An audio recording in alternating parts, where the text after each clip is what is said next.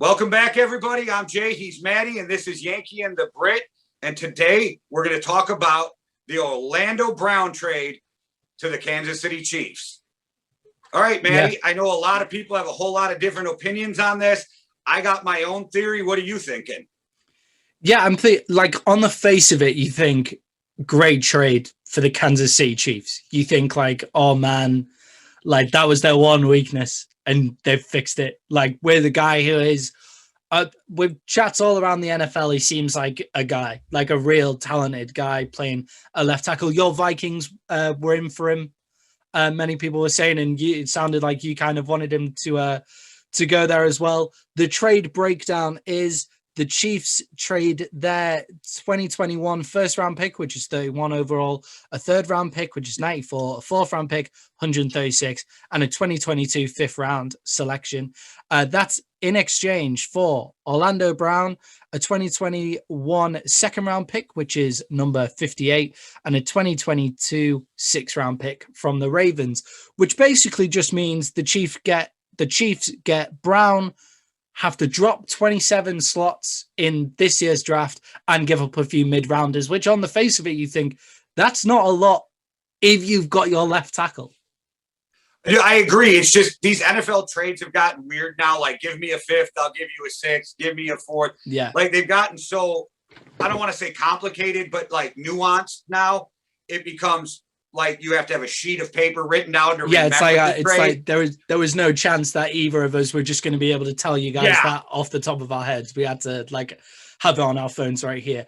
But if you think they're only moving down 27 slots in this year's draft for a left tackle, like he left, right tackle, wherever they're, it seems like he's going to go left tackle, but he's moving down 27 slots and giving up a few like mid rounders, which that's not how the Chiefs are going to build their team, really. Mid-round picks. Like, they've already got the most of their team. Like, that's what they've got. So they're just looking to add stars every time in the draft. Draft best available from now on. Yeah, and they need to fix that offensive line, but you can keep doing that in the draft. So it wouldn't even shock me with their first pick if they went an offensive guard. You know what I'm saying? Yeah, 58 seems like a decent, like that's where they're picking now. That'll be their first pick of the draft, and 58 is a decent place to pick up, like, obviously not the best offensive lineman, but you could see one of the top offensive guards easily fall into 58. It's really weird, but if you go back through the drafts, a lot of the best linemen in the NFL, I was just reading this the other day, come from the second round. They outperform first round guys a lot of the time. And that second and third round is a really sweet spot for guards or a guy who's going to change positions off an offensive line. So a guy who's going to go from tackle to guard, from center to guard, or, however. Yeah. For me, I think it's a great trade for the Chiefs because of where the Vikings were sitting and no second round pick. I think they would have had to give up too much for it. He's a good offensive tackle, but he's not as athletic as the Vikings want their tackles because of the pulling, and it's different than what they run in Kansas City. So it would have been too steep of a price for Minnesota. But because of the compensation that the Chiefs had a second round pick, or they gave up a late first and this and that, it's perfect for them. And I know a lot of people are like, why would the Ravens give up Orlando Brown to a guy a team they're going to have to go through in the playoffs? And this is my only theory on it. They got a whole bunch of, or a few offers, and Kansas City's was so far and away above everybody else's that there was no choice. Because I don't know if this is true, but from what I read, the Vikings were willing to give up, a third, a couple fourths, whatever, and they were willing to swap firsts, but that was it. Like, so you weren't going to get that second first round pick. You were just going to move up to 14. And I think they just looked at those offers and said, look, we're getting way too much from Kansas City to say no. Yeah, it's like, I like the idea of just do the best for your team. Like, don't worry about the opposition. Just believe that you're going to win. But it is difficult to look at it and think, look how vulnerable the Chiefs looked when they didn't have their top guys in the offensive line. And you could have forced them to have to pick up a rookie in the draft who may be a good guy, and then you've just ruined yourself to spite yourself, But at the same time, it does look like they've just kind of handed the Chiefs the key to their only weakness, and it's a weird thing to do. But for the Ravens, they draft incredibly well, so those extra draft picks for them, if they weren't too keen on Orlando Brown, because there is a lot of things in the NFL where it's like, if a team's willing to trade him, then is he really that good? Right, Then but the this Ravens has a lot clearly to do think with that that way. he refuses to play right guard or right Yeah. tackle anymore, and they have one of the best left tackles. So I think at this one, it's probably one of those rarities where there's probably not personality or off the field or anything like that. But with the Ravens, they had some depth at that offensive line anyway. And if you're the Ravens, maybe they're just looking at it like, if we're our best, it doesn't matter how good anybody else is.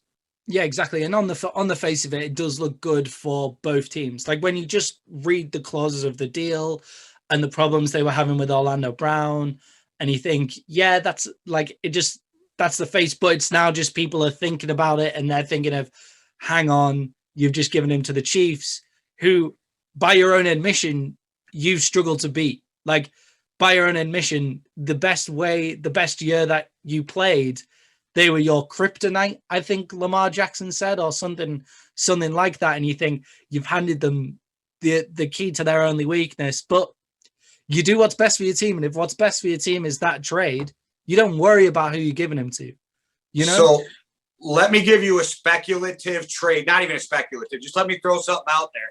Tell me if they did this, what do you think? So their defense is pretty good, right? You can upgrade in the later rounds.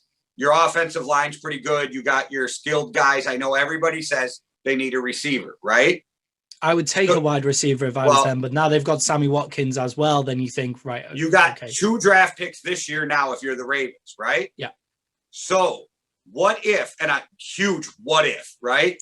What if you called up the Falcons at 4 and said, I'll give you both our first round picks this year. I'll give you next year's first round pick. There's always going to be those little late round picks, whatever. You let us move up to 4, and they take Kyle Pitts because it's a tight end driven offense with a tight end who's going to be pretty much a huge receiver. What do you think about that? I just thought be an they amazing can move up for Chase or Waddle or whatever. But if you could get Kyle Pitts in that offense, I thought that's perfect.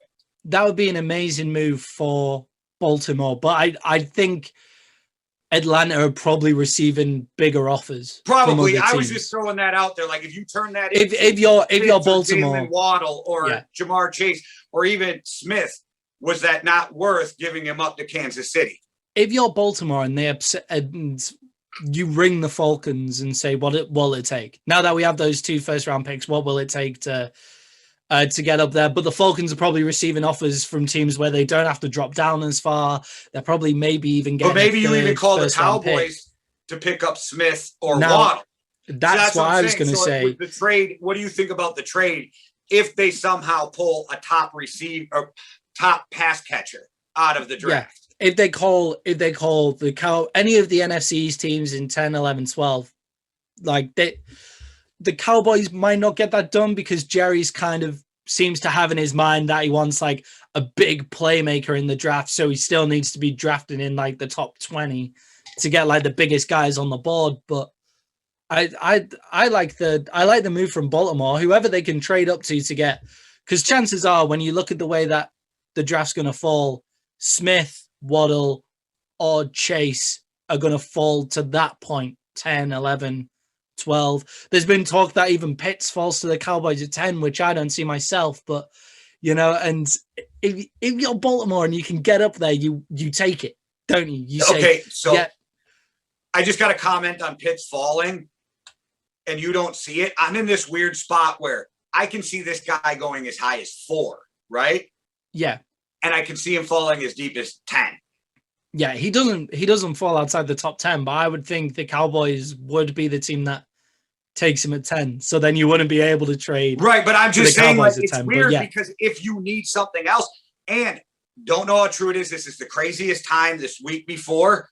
There's a lot of rumors that Cincinnati is taking Jamar Chase. Yeah, and then exactly. There's some honestly crazy. So then crazy if they rumors take going Chase on and in the then somebody NFL. else gets Penei Sewell, that's how I see Yeah. weird shit happening. And next thing you Or know, like Pitts Kyle falling. Pitts fell.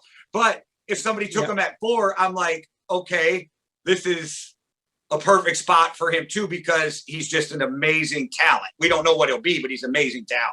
Yeah, and I think if Baltimore can get up to any of those picks, like we've got him picking the caliber of wide receiver of Terrence Marshall Jr., they're kind of in the Elijah Moore, Rashad Bateman, like that kind of, and they're second tier. Like they're like, there's no way about Yeah, it. I'm a We've firm said believer. that.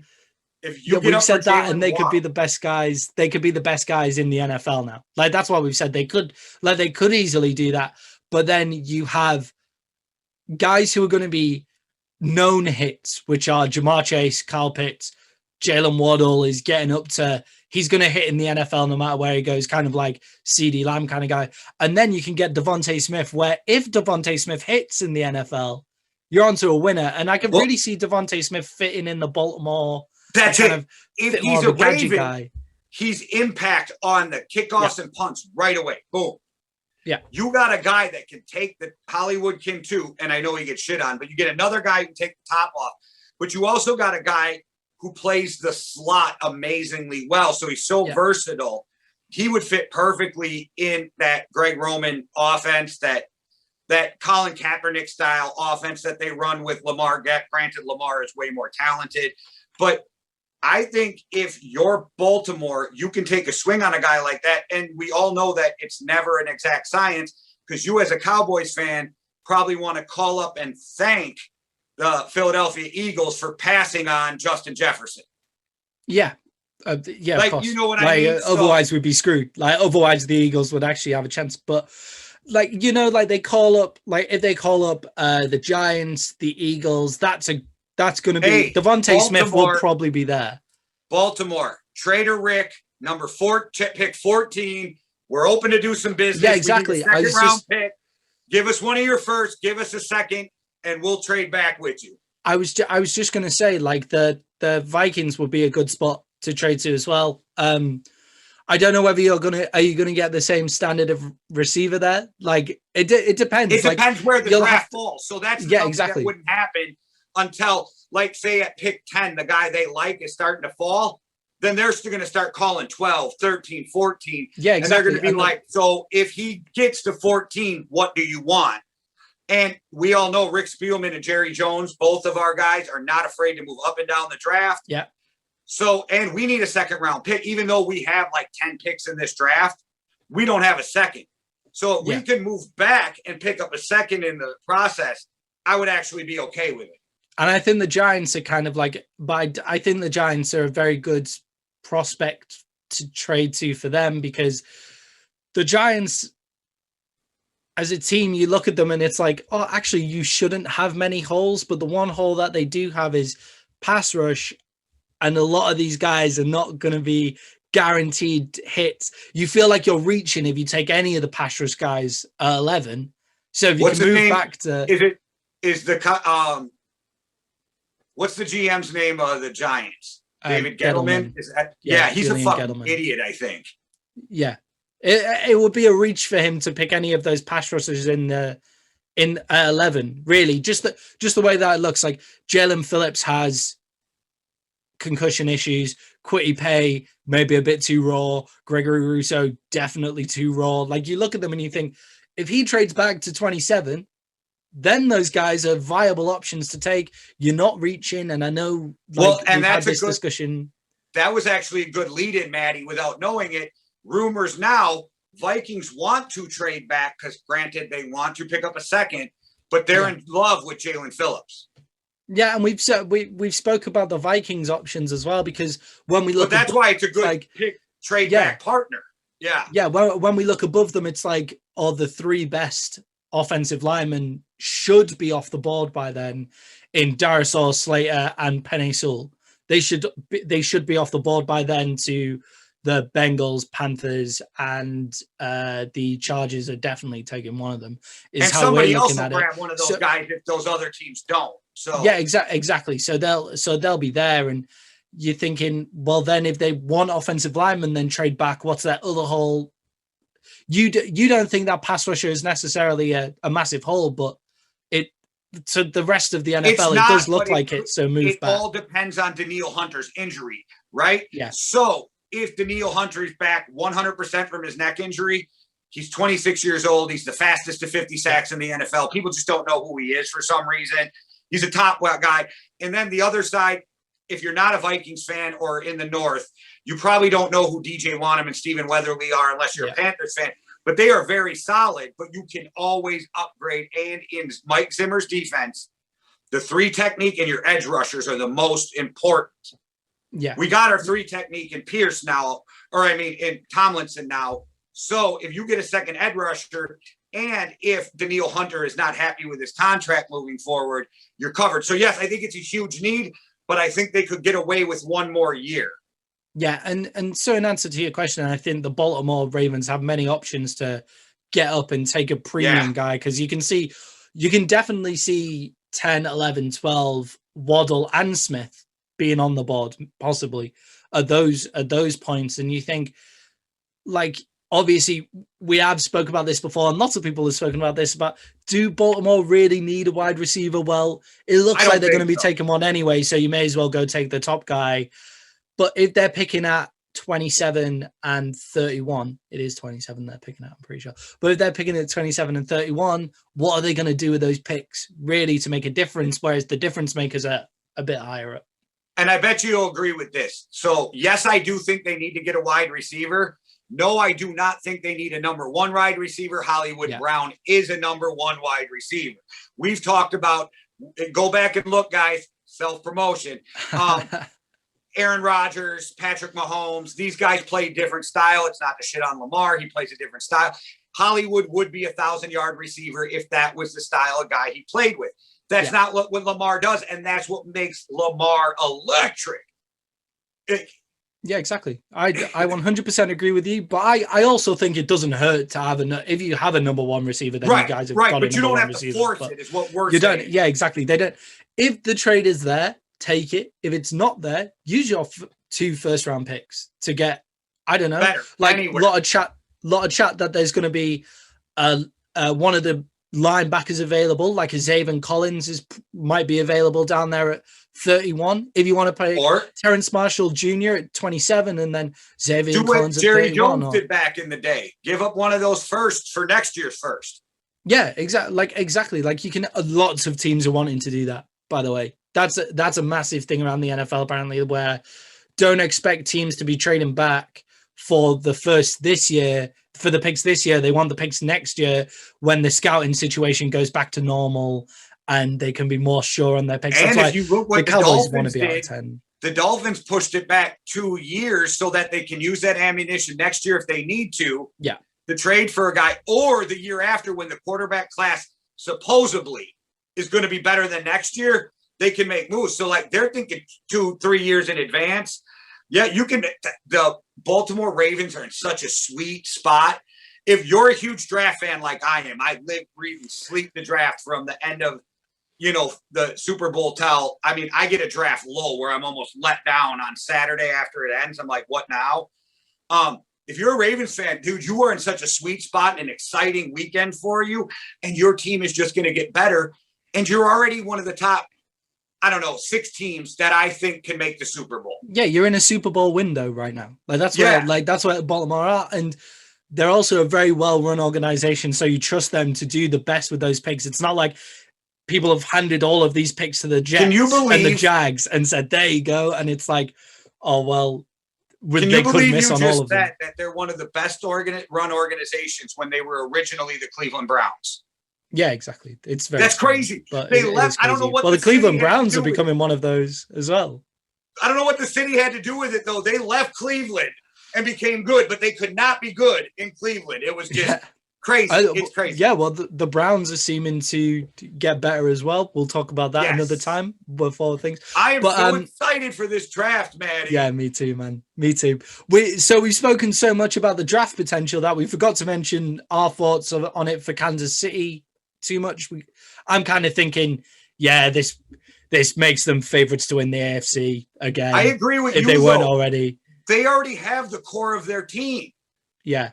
They just need defensive and offensive linemen. And you just took a huge step in that offensive lineman. And normally I would not say this. I would say it's equal. But with Kansas City, your offensive lineman is more important because Patrick Mahomes can put up 35 points. Yeah, exactly. Yeah, your offense is where you're going to win the game. That's where Kansas City will win the game. They will outscore you. And it's not to say that their defense is terrible. Like their defense it's getting better every Super year. Bowls. And exactly, like it's going to be good this year. But when you have Patrick Mahomes, he's your asset for the next 15 years. Like he's your guy that makes people, he's the reason you're going to be prime time. You're going to be making more money than other people. Like he's that reason. So he becomes more important. And the more points Patrick Mahomes scores, even if you lose, the better it is for the Chiefs. It's that kind of weird thing where we know they're in a Super Bowl window anyway. Like, so look to beat teams by blowouts rather than the Baltimore Ravens, who look to beat teams by, like, even though they do put teams on people, but they look to beat teams first by defense and controlling the clock. And then if they have a quarterback who can just score 40 points with his legs. So that helps. And he's getting better every year. I did not have this much faith in Lamar when he was coming out of the draft. I did not think he should switch to wide receiver, but I was not sure he was going to be an NFL quarterback, right? Like, I was just like, I'm not sure. I don't think he's going to be that good. Like his accuracy was like 50% in college. I was like, this kid blown me away. He takes coaching. Like he's going to do nothing but keep rising. And I think the only reason he doesn't get the credit he deserves is because Patrick Mahomes took the NFL by storm. And everybody's like, why didn't you do that? Oh, you're a running guy, but this throwing guy's doing crazy sidearm, no look things. And it's like, well, he's also doing crazy running tricks. Right. That spin that took out 2 Cincinnati Bengals, is like in that run, you look at that and you think, how's that? Like they're both just as impressive as each other. A no look pass and spin that takes out 2 Bengals.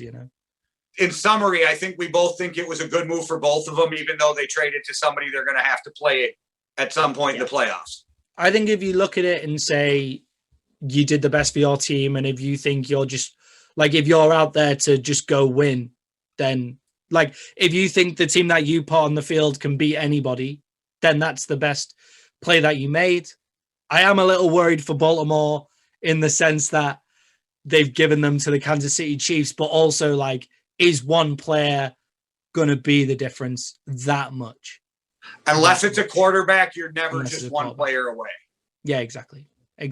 So, cool video, man. All right, guys. Well, thanks for watching. I think that wraps it up. If you think we're fucking idiots, let us know below.